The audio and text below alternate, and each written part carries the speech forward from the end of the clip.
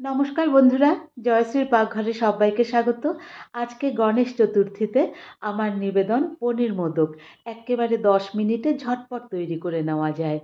এই রেসিপির জন্য আমি 250 গ্রাম পনির নিয়েছিলাম।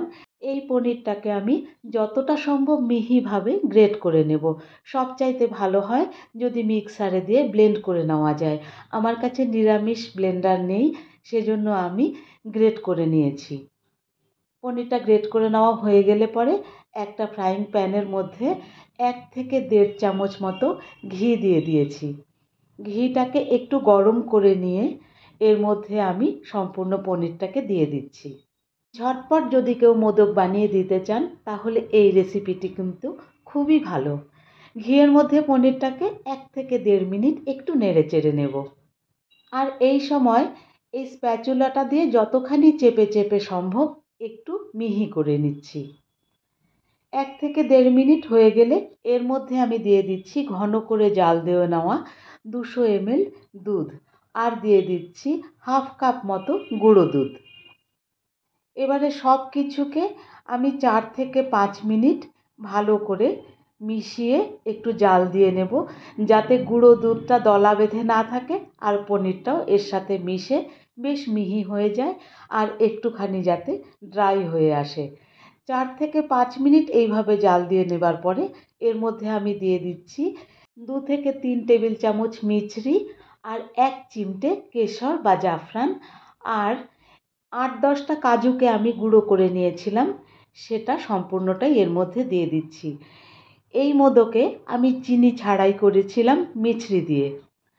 এবারে সব কিছুকে আরও ভালোভাবে মিশিয়ে জাল দিতে থাকবো যতক্ষণ না পর্যন্ত এই মিশ্রণটা বেশ ঘন হয়ে আসে আর কড়াই থেকে ছেড়ে আসে।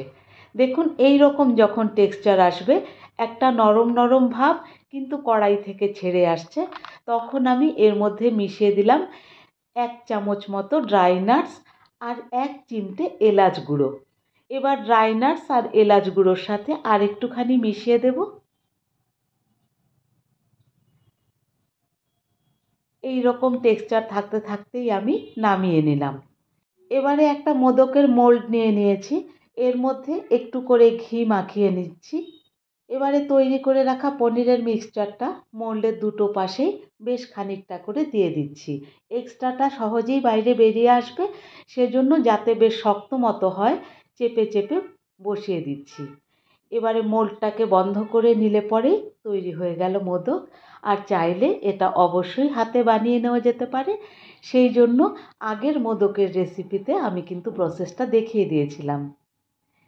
এই মোদকগুলো আমি তাড়াতাড়ি করার জন্য মোল্ডেই সবগুলো তৈরি করে নিয়েছিলাম। দারুণ স্বাদের আর দারুণ টেক্সচারের মোদক কিন্তু খুব সহজে 10 থেকে 15 মিনিটেই তৈরি করে নেওয়া যায়। রেসিপিটি ভালো লাগলে একটা লাইক করে দেবেন আর কমেন্ট বক্সে অবশ্যই জানাবেন যে কেমন লাগলো। আর পারলে চ্যানেলটি সাবস্ক্রাইব করে আমার পাশে থাকবেন। এইভাবেই সবগুলো মোদক আমি তৈরি করে নিয়েছিলাম। মোট 11খানা মোদক তৈরি হয়েছিল এই মিক্সচার দিয়ে। হাতে সময় কম থাকলে এভাবে কিন্তু মোদক তৈরি করে দিতে পারেন। রেসিপিটি কেমন লাগলো অবশ্যই জানাবেন।